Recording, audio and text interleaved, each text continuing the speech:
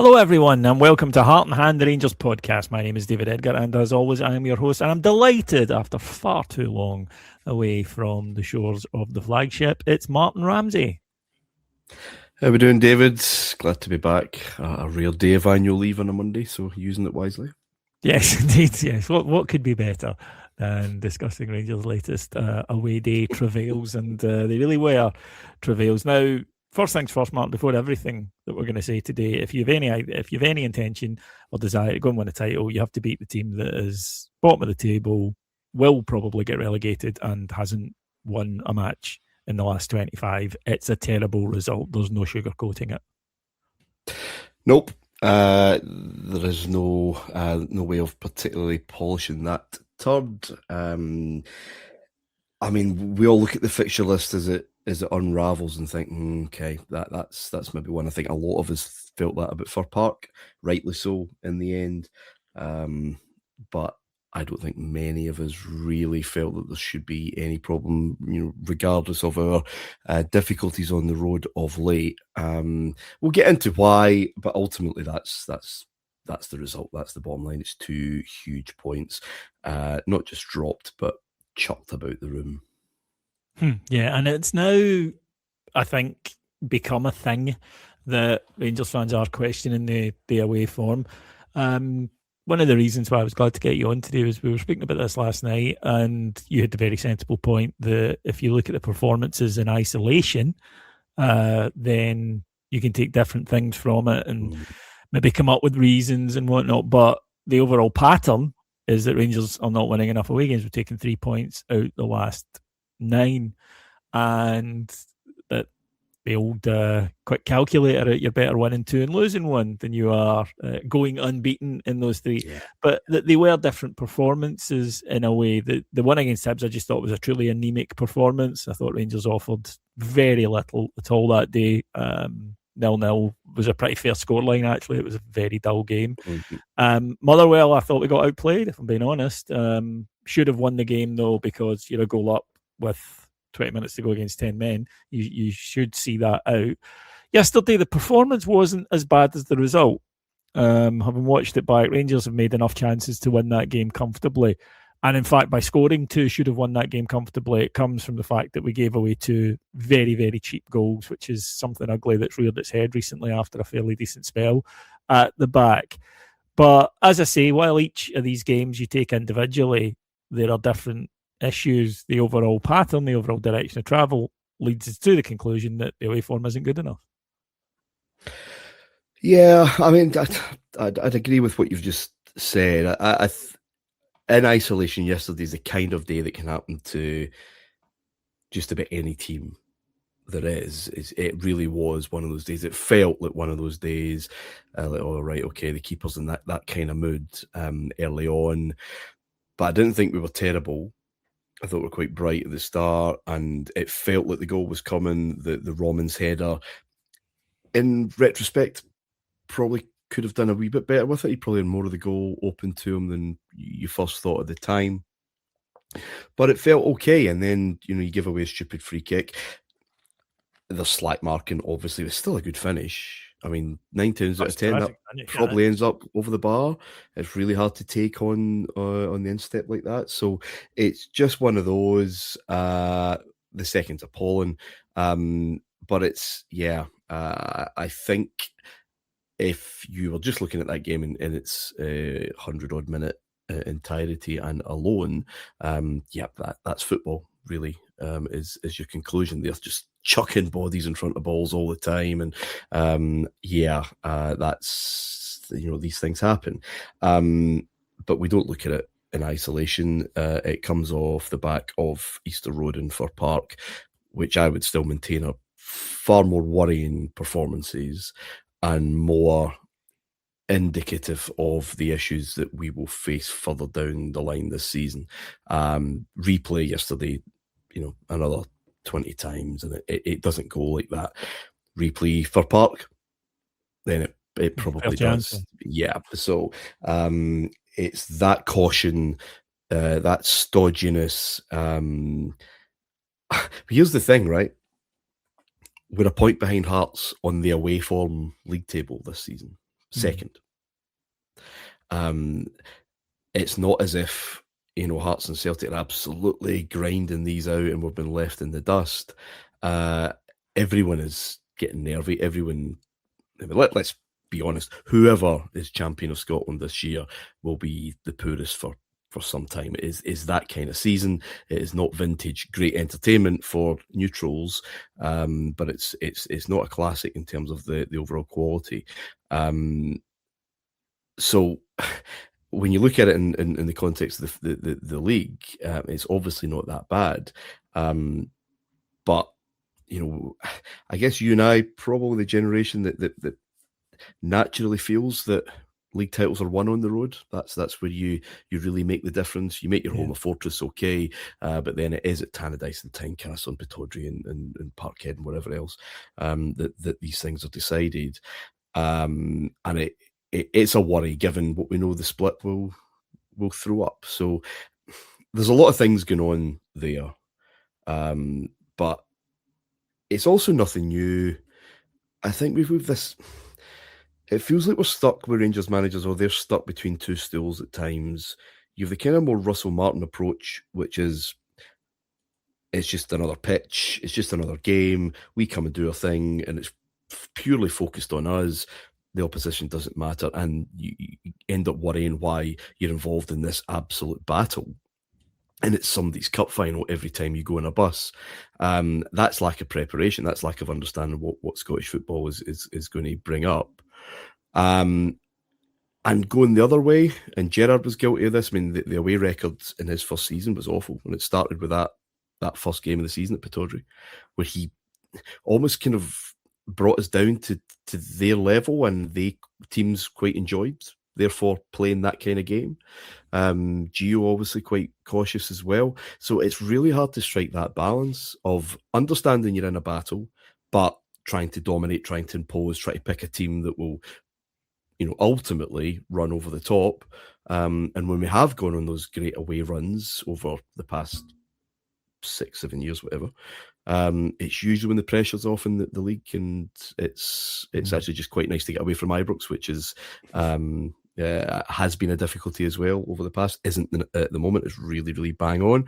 So there's loads of things in the mix. There's no simple kind of solution or problem. No, that's the thing. It's never one thing. I think what there is a tendency to do, and I'm guilty of it myself from time to time, is to just lump everything in a box-marked bottle. Yeah, a box-marked bottle. I don't know how that would work. But yeah, bottle bank. Bottle bank, yeah. Just to mark it in there and say what's bottle or desire or whatever. But I think you're absolutely right. I think there is a bit more to it than that. And yesterday we came across it because I think the one thing we do have, and it's now being remarked upon by, I noticed Fernandez in his post-match, is that we start games relatively slowly. And by that, I don't mean, as you say, we were building up yesterday ahead of steam, but we always do seem to need to build up into a game. And that can allow your team to settle. And the one thing you absolutely cannot do in a match like that then is concede, because you give them, a big jolt of belief and confidence, and that makes your life all the harder. Now, you spoke there about the opening goal, and before the game, we knew Livingston, the manager spoke about this afterwards. He says, we know they're going to look for set pieces. Well, don't give them unnecessary ones. There might be ones that are unavoidable. Rangers gave 2 yesterday. I thought Suter had a pretty poor game. I think he's had a few recently, to be honest. And he looked so at sea on that pitch, which I can understand. I mean, Chimiti did as well. For example, players can look, especially when it's one of their first games on the surface, but he's played there a lot, right, over the years. This should not be new to him, but his timing of his headers at the moment is really bad. And we saw that. He goes to win a ball that's never there to be won. It's a soft foul. What I will say is, a couple of minutes later, a similar one happened the other way around, and the ref did give it. So he was one of those refs that was penalising contact. Then you don't defend it. You're absolutely correct. It shouldn't reach the centre-back, who, as you said, makes a great finish. Second half, and this is the type of thing that drives me nuts, and we were bad for this second half. Suter's under no pressure. He plays a bad pass to Tavernier. Tavernier then miscontrols, loses the ball, isn't quick enough to get back. Sooterhale's after the defender, seems to be the favourite, but then gets outpaced, concedes a free kick. That's entirely from our own error. That's within our gift. And those are the kind of mistakes that, as a supporter, drive me nuts. Completely. And distribution of the ball at the back, self-imposed problems. It's nothing new. It wasn't isolated to Sunday or yesterday, rather. We saw it last week with the Hearts goal, or one of the Hearts goals. Just carelessness, lack of focus, lack of decision making, where passes are going. The weight of passes yesterday at times was just bizarre. But again, nothing entirely new. So obviously the defensive record, David, has improved a lot under the manager, but I still think it's been a little overvalued. I think we've ridden our luck a wee bit on that front. Again, just exactly what you're talking about there. It's completely of our own making, either a lack of concentration or nerves or whatever it is, absolute brain farts. I think we put ourselves under pressure quite a bit, and I think we've got away with a few, and we didn't yesterday. We didn't last week, but ultimately made up for it. Yeah, and you see that the organisation at the second goal is really bad. The ball comes into the box, it's headed away. There's nobody on the box. Drops the Livingston player on the edge of the box who has 5-6 yards of space, so therefore time to just bring it down, look up. There's another Livingston player completely unmarked out on the flank and nothing in between him and the goal. Yeah. He receives a pass, takes a touch, shoots and scores. And that's because everyone ran following the ball. It was almost like schoolboys. They saw the ball coming in, they all ran to the back post after it. I'm sorry to beat it, and this is maybe why I'm not on as much, because I just say the same things. Who is leading this Rangers team in the middle of battle? Who is organising? Because it's not overly obvious. And that is where the margins are at times. And there shouldn't be margins when, a team in second place goes to the team in bottom, and pretty cut adrift bottom, one must say, in any league. But, that's human nature, that's life, and things get a bit tight as the situation develops and as the season develops. But who is making these decisions? Who's organising the Rangers defence? Who's orchestrating attacks? Again, I just don't think we have the leadership throughout the team that we need. And it's a perfect example of why. Yeah, it was such a poor goal to lose. And at that point, you're right up against it. Get a bit of a lifeline with the red card soon afterwards. I don't think there's much complaint about that one.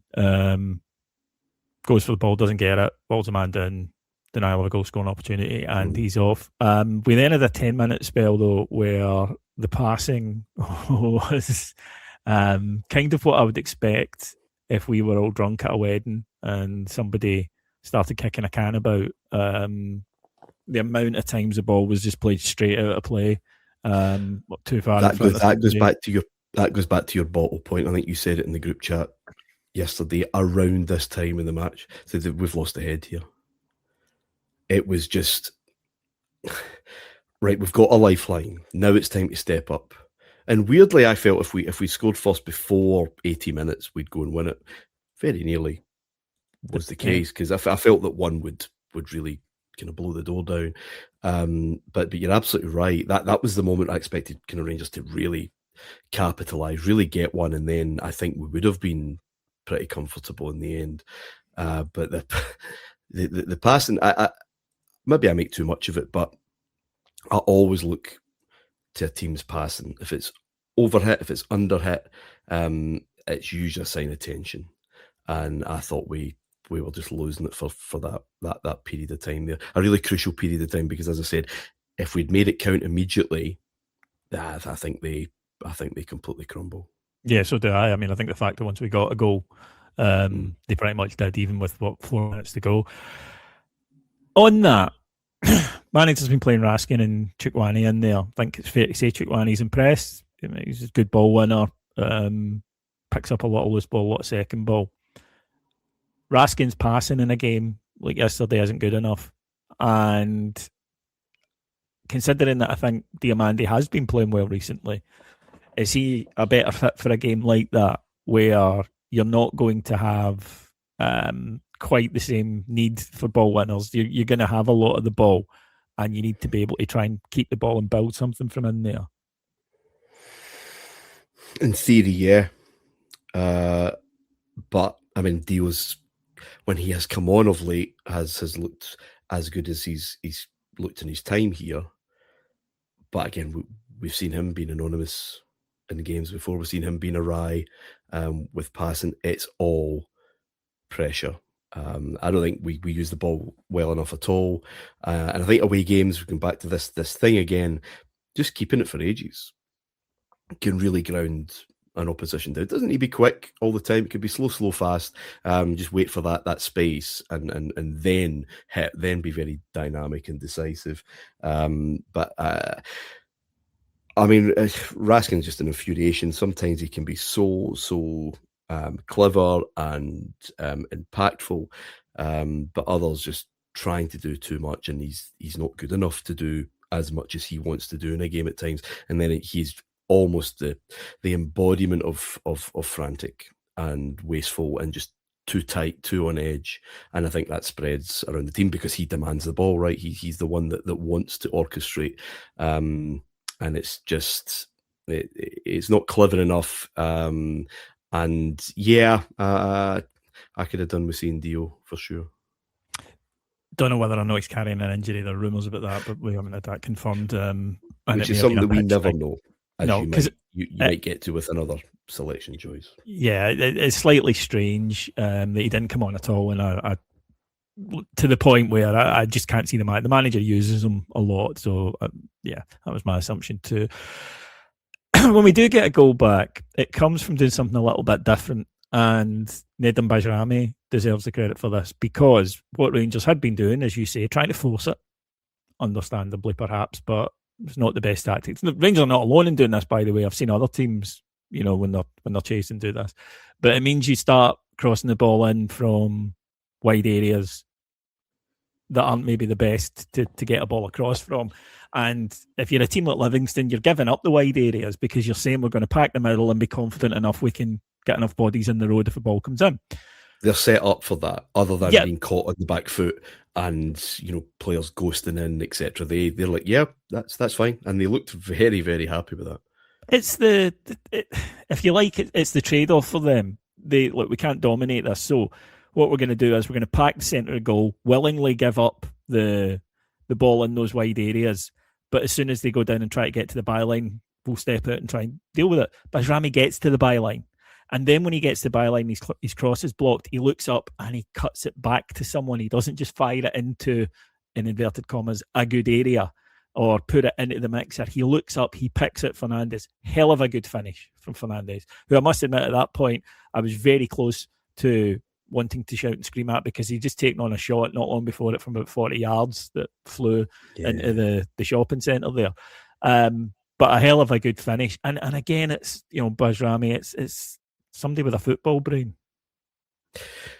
Yeah, I could do, again, we've seen a bit more of him when games need to be broken down because he does try and do that. I'm not sure I would agree with you. I don't think we do it enough, but again, that might be another flaw in the away game general caution. That I think we do try and do that far too much against teams who are that's bread and butter. What I mean is we don't hit the byline enough in those circumstances. What I mean. Yeah. What we do is we just keep flinging it in. We just toss it in from the side because they're letting you. So why wouldn't you? You run up the ball, you can see the box. You're thinking, right, I've got the ball, I'll pick somebody out. But it's very difficult to do so. And after many games sitting beside me in press, I think there's so often it's just an abdication of responsibility, especially from fullbacks. Well, I've hit it in. I've hit it.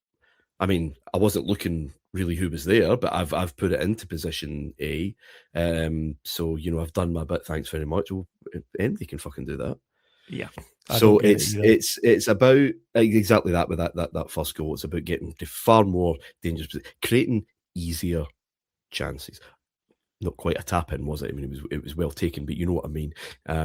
Providing those moments, and to be fair, how many almost open goals did we miss yesterday? We were poking and prodding that spell around when the goals were coming, doing things a wee bit more sensibly. It's shooting boot stuff though. Yeah, it is, and I think some of those shots lacked conviction. Is probably the football cliche term I would use for it. Where it was just concentrate, you get it on target. And again, a couple of ones where you just think, just lift it a bit and give the keeper a different problem. But again, that's reactions at crucial moments. That's doing it when it really counts. Just before we go into the next part, Heart and Hand is, as you know, sponsored by the Rangers Youth Development Company, and Heart and Hand is delighted to be sponsored by the Rangers Youth Development Company. John Gregg, Richard Gough, Lorenzo Amoruso, Barry Ferguson, 4 legendary Rangers captains, and they're the faces of RYDC's latest lotto campaign. Over 18s can play, and weekly prizes are on offer, plus end of the month jackpots of at least 12 grand. Yes, £12,000 in 4-week months and £15,000 in 5-week months. So you can win a fairly hefty slab of cash if you get involved in this. You just need to visit www.rydc.co.uk, that's rydc.co.uk, or click the link in the show description to sign up for Rangers Lotto. I play it, and I'm looking forward to winning one of these. I don't care if you claim it's a fix when it happens. I believe, and I believe you can win it too. So come on, you'll be doing good by your club, and you might win a few bob. What's not to like? Rangers do get the equaliser. Good ball in from Tab. Mikey Moore makes an intelligent run, gets the end of it. Nice wee header, actually, flicked it in. And then comes the moment of controversy. Mikey Moore, ball's played through to him. He seems to be going in on goal, but he's fouled. The referee doesn't give a foul. Says that the ball was won. First replay shows that's clearly not true. The guy has touched the ball, but he's done it with his back leg, not the one he's leading with, after he's fouled Mikey Moore. VAR intervenes. There's a 4-minute VAR check.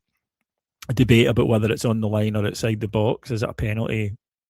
Or is it denial of a goal scoring opportunity, in which case it's a red card, and in the end VAR decides it's neither, and Rangers left scratching their heads. Rangers fans left scratching their heads. I admit that I'm biased, so I think it was a penalty. I think Mikey Moore is on the line when he's clipped. I think his front foot is on the line, and I think for that reason it's a penalty. But it is absolutely a denial of a goal-scoring opportunity, in my opinion. I think VAR, I would have disagreed had it said no penalty, but I strongly disagree with not getting involved. Now, what they're hiding behind is that it wasn't a clear and obvious error, back again, to say that it wasn't a denial of a goal-scoring opportunity, and therefore they can't get involved in yellow card things. Bit frustrating, and I think because we were all left with the belief that had that happened to, say, another team chasing the title, they'd have got something out of that. Oh, I mean, okay. Few issues. The latter one is probably where the more justifiable anger would be, because it's a foul. How it's not given as a foul on field was kind of mystifying at the time. Then you are in a conversation about just where did this foul happen. I think it might have just been outside, personally. I'll accept I'm biased on this one. I mean, so am I, but I think the first contact comes just before he's touching the line. But you and I can't agree on it, which then we shouldn't be surprised if other people don't and make decisions we don't like, ad nauseum. But I mean, I thought he's literally about to, shoot. Whether the boy, forgive me, forget his name, who is coming round the back, whether he has any chance of blocking, effectively throwing his his body in the way of that, as they had been doing pretty much all second half. I don't think, but again, I'm a Rangers fan who wants to see that given. They had another opinion, and it is a judgment. We'd be well served to think about obvious goal scoring opportunities or intent or force or whatever on a spectrum. It's not binary, it's not a matter of fact, and we talk very clearly as if our reading of the game is a matter of fact. I thought it was. I thought it should have been a red card. I thought it was a penalty at first go. Surely he's in. And then was kind of scratching my head saying, well, but there's almost like a second foul, David, isn't there, when he's in the box? And he said, well, is that continuation? But I think that's only for shot pulling. So, as always, the law gets quite muddy, and we want it to go our way. Fans of every team want it to go their way, and it just becomes a big kind of shouting match. But how it wasn't given as a foul, I think, is more indicative of anything else, and especially the VAR just not given anything. It took more.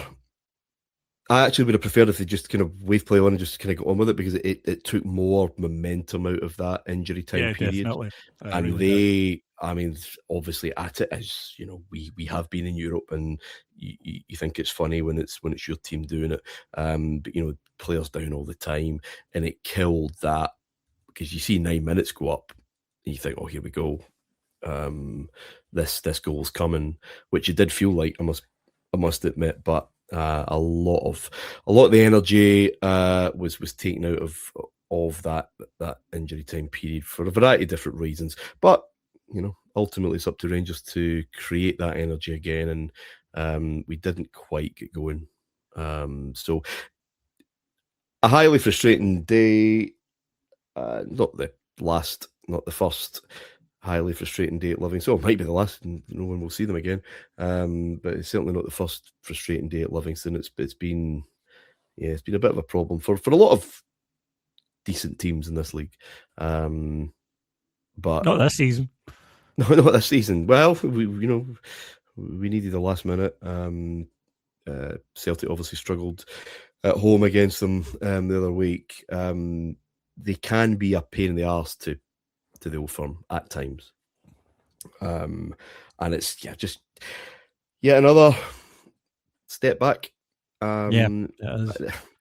Said repeatedly, I think that's just how the rest of the season is going to be. One of the three is going to feel top of the world one week and then raging the following week.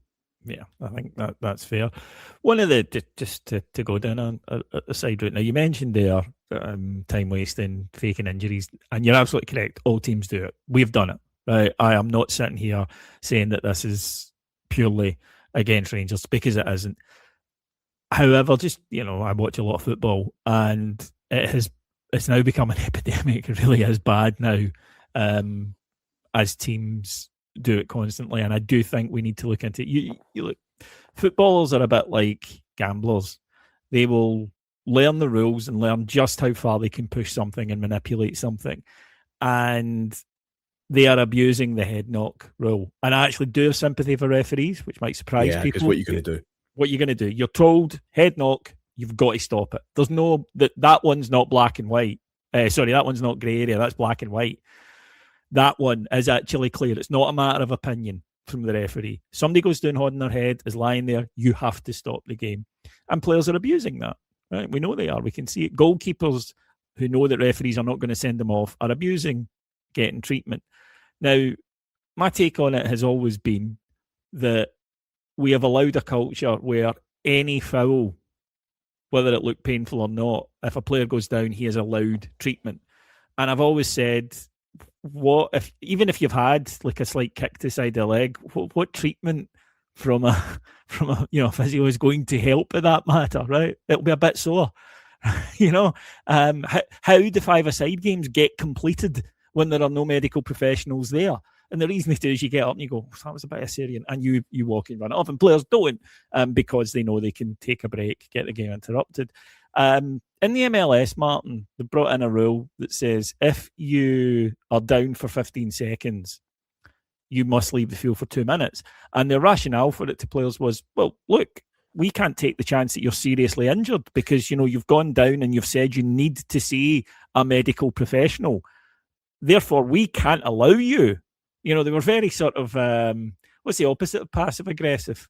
Active-aggressive, I suppose. But they were very, no. And with head knocks, they're considering if you go down holding your head and say, I must see someone, you should be off for 5 minutes because, again, we cannot take the concussion rule. It's so serious. You must immediately leave the field and be off for 5 minutes just to make entirely sure that you are passing these concussion protocols.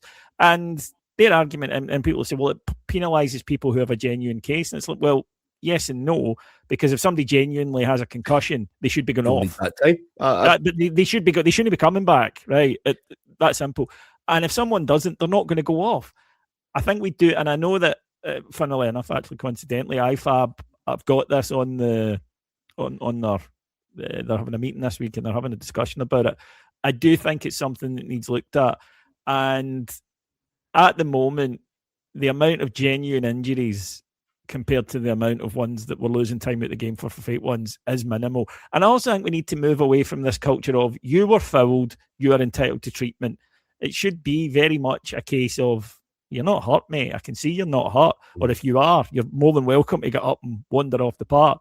Do you need a stretcher to help you off the park? In which case, I will get you a stretcher and stop the game. But I think we've got to try and say to footballers, look, we know you're at it. We know there's occasional genuine ones. But right now, the balance has gone too far the other way. So we're going to have to do something that brings it back a wee bit more in whack. I'll buy that. I'll vote for whoever's enacting that. I think it's taking it seriously with maybe tongue slightly in cheek. They say, well, if you are down, then you must get treatment, and you'll be off for the kind of requisite time that we would consider that treatment to take. So I would absolutely buy that. Also, just book. I mean, I think it was Joe Lewis, Aberdeen goalkeeper. Can't remember when it was, a couple of seasons ago.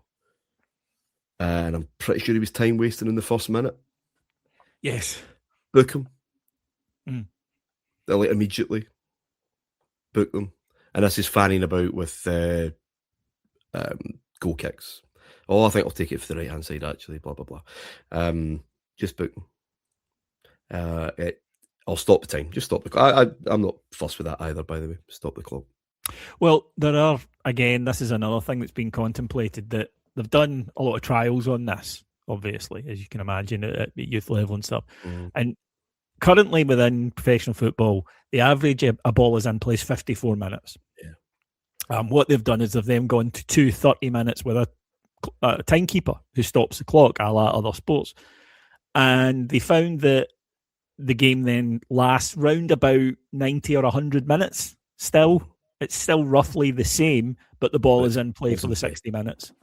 So you actually do get more football, same length of time spent on a game, and you cut time wasting down because people know there's 0 point doing it. If somebody goes down injured, they are injured, because otherwise, why bother? Other than break momentum. Break momentum. But you're still going to get the tie. You're not going to kill the tie. Yeah. You wouldn't get the Joe Lewis thing, basically. Yeah, aye. Right, because it would be a waste of time. So, yeah, these are things I think we do need to look at. And footballers will find, I'm sure, that honestly, they're like casino gamblers. Right? They look at the rules and they go, right, how far can I push it? And before anyone said, this is not me saying my team is absolutely innocent of that, because we're not, right? And you're right, there's times we've celebrated it. But if it changes for everyone, I would be in favour of it. That would be my take on that one. So, Martyn, we are where we are. We now have an upcoming Old Firm doubleheader, both at Ibrox. Both, I have to say, I'm very confident about. I don't think this is this team's problem. And where I think the big sense of frustration comes from, and you sort of alluded on this earlier, but I'll let you round out the point a little, is that we all wish we could predict the future. And we can't, right? So what we do is we extrapolate things from games, and we extrapolate in the direction the game has took us. So we beat Hearts looking great, brilliant performance, we're going to win the league. We don't beat Livingston, poor performance, we're not going to win the league. And we, as you mentioned, we're doing it on a weekly basis, as are the fans of other sides. However, I think that for Rangers, one of the reasons for that is that the fans are choking to believe. They really do want to. However, every time we do seem to take a step forward, there seems to be a half step back, because you're right, if you look at the overall direction of travel, it is still positive. And it's that's causing that. But is that simply a case of, well, look, this Rangers team is not a great team? Yeah. Right? Hopefully it can become one through time, but right now it isn't. And it's going to have these moments and these issues. And it is just a case of, you cannot predict what's going to happen. Sure, you can, obviously, but nobody can with any accuracy. If you're a glass half full person, then you're optimistic. If you're the opposite, then you're not. And I think it is that I don't believe any of the three teams are winning all their games from here. I would say in a normal title race, 10 games to go, you need to be taking 27 points probably. I don't think that's the case here. But what that does mean is that there will be twists and turns.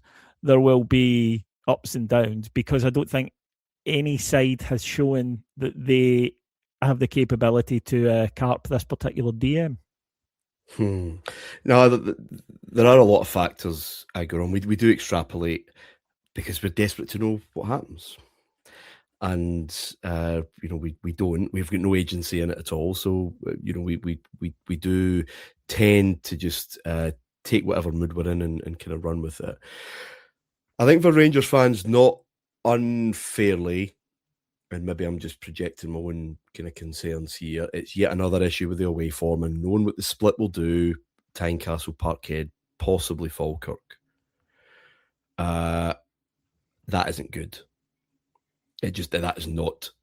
Those 5 games are not good. So we need to be ahead, and we probably need to be ahead with a little bit of comfort. Is how I have looked at it for the last month or so, and still do.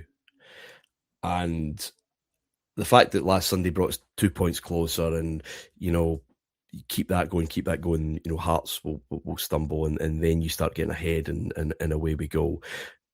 To have that, it's out of our hands now. We're the only one of the three for whom need favours. So all of that is a bit disconcerting, and it throws people off for sure. I think I don't think we need to go 100% from now to the end of the season, but I do think it needs to be 15 points out of 15 before the split. I don't think we've got any margin now, David. No, I think you mentioned us yesterday, we've run out of road to drop silly points. Aye, because I think we need to be in that position at the split. I think it will fluctuate though. I think I've said this before, it's very reminiscent of 97, 98. Where it's last man standing. It's just the last man standing. I mean, it's Hearts obviously were involved at that stage before kind of falling away. Decent Hearts team obviously won the Scottish Cup as well.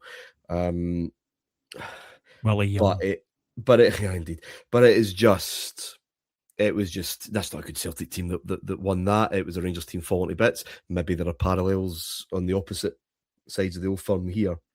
But it really, sometimes it is that.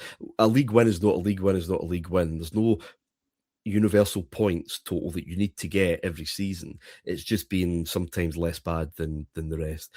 And the other thing that I've said this before, but the other thing that really needs to be thrown into the mix is that I don't think there's a player involved.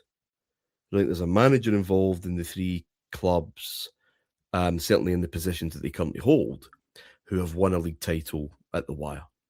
Wire titles are a completely different ballgame than just putting your foot down, having a great start. Rangers imploding. Celtic have won it by February, or in 2021, the opposite, and you can kind of canter through the spring.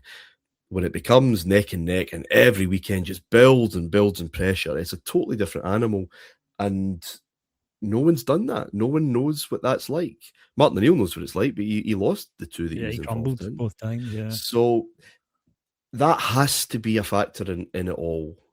That it's just no one knows how to navigate this particular. We haven't had a wire title since 2011 here.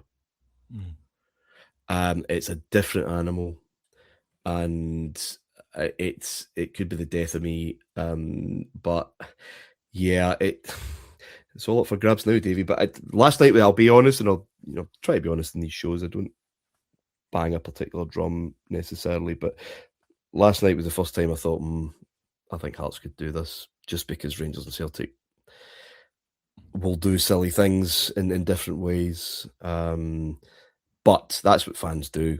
As I said, we zoom forward to the end when all that's in front of us obviously is just the next game, which is a big one. I think I saw you on Twitter say you could knock Celtic out of it.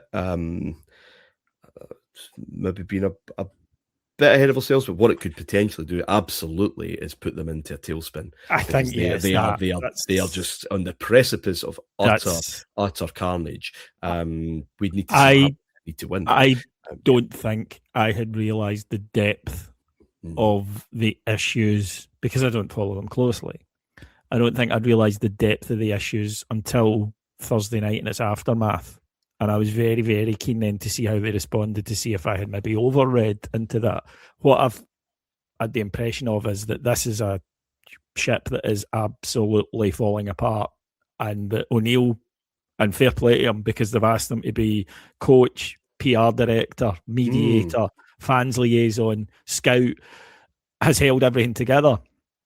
And now, though, things are popping out. I mean, the whole thing, the rivets seem to be under as much pressure as Kasper Schmeichel's jersey lining. And I was intrigued to see, well, do they just come out and go, it was only Europe? And then they lost, at home to Hibs. And again, extrapolating, so I understand that I'm seeing things I want to see. But this is not a happy ship whatsoever. And that's what I mean about next week. If Rangers win, then their internal combustion will. I think it's very, very highly likely, but it still would be potentially, a point or whatever, 2 points. I was surprised just how widespread the noise around O'Neill, the negative noise around O'Neill is. My memories were that he obviously left in the manner in which he did. Blessed, he was not hated.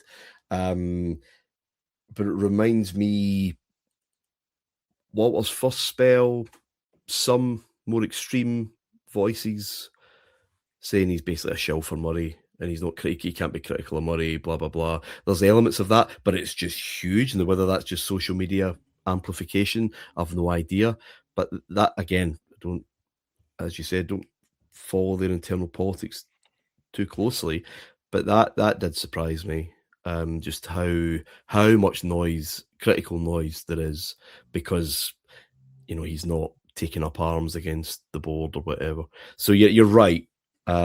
A win next week, and as many Rangers fans are fairly confident of the two Celtic games, not confident about St Mirren, and that's me. Why we're now. That's me. You've just described me there. Yeah, no, I think it's so many of us, which is why now we need a bit of a 1986 from Hearts, probably. Yeah, I still maintain the title ends up in Glasgow one way or another.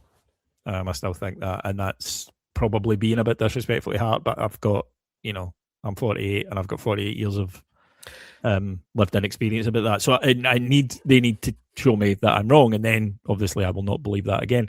But at the end of the day, they're the favourites because they're 4 points clear. So they deserve to be the favourites. I just think, again, we'll see what happens, because although it feels that this season has gone on, I think since COVID, we're still only 3 weeks into February. There's still a long time to go, and I'm old enough as you are to remember Hearts quite often being up challenging at this time of the year, and then come March, things change. It's hard to nigh on impossible for a team like that to go all the way, especially when there is one of the old firm or an Aberdeen back in the day or whomever would go on a charge. If either Rangers Celtic were able to go on not an unbeaten but a winning run, I have no doubt I'd be in agreement with you, David, that just the lack of any kind of knowledge, experience, memory about how to navigate that would cost Hearts. My big fear is Rangers Celtic.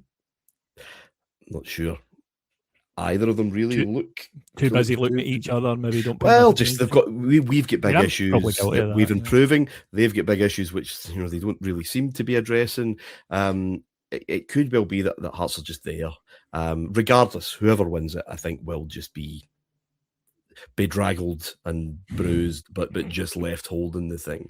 And it's so frustrating, given where we were. We shouldn't really be in this conversation, given obviously the start to the season, but we are, and just chucking away points that really, really could and should put the pressure on Hearts. No excuses now about too many games. We've got whole weeks now to properly prepare. You're kind of hoping for the best, fittest, fullest team possible every single go, and it needs to be more aggressive. It needs to be more positive. I'm guessing, for example, that Ryan Nadiri was... we will use him if we absolutely have to, but we would rather he does not play on this pitch at this moment in time. Because surely he's first sub, or surely if he's fit, he starts, and we kind of continue that momentum. And I think Nadiri not being there changes how Rangers look quite a bit, actually. And then you're relying on Gassam at the moment, who just can't be relied to start games of football. I think he can be an absolute option if used on the left later in games as they get stretched out. Totally think he can. But I think we know now he's not really starting games and making that difference. So it's all just very frustrating that we're in this kind of situation, but not maximising it. And I'm not sure the games get much easier either. No, they do not. They certainly do not. 2 Old Firm matches upcoming. Cammy will be here later in the week, folks, to preview that, and we'll have loads more on it in the build-up and, of course, on the day of it. If you go to patreon.com/Heart and Hand. Martyn, thank you so much for joining me. It has been an absolute pleasure, as always. No problem, my man. And thank you to everyone for listening. We will be back next week. Huge thanks to our sponsors, RYDC, Nord, and to our executive producers, Mike Lee and Paul Myers. Until then, folks, have a good week. Take care. Bye-bye.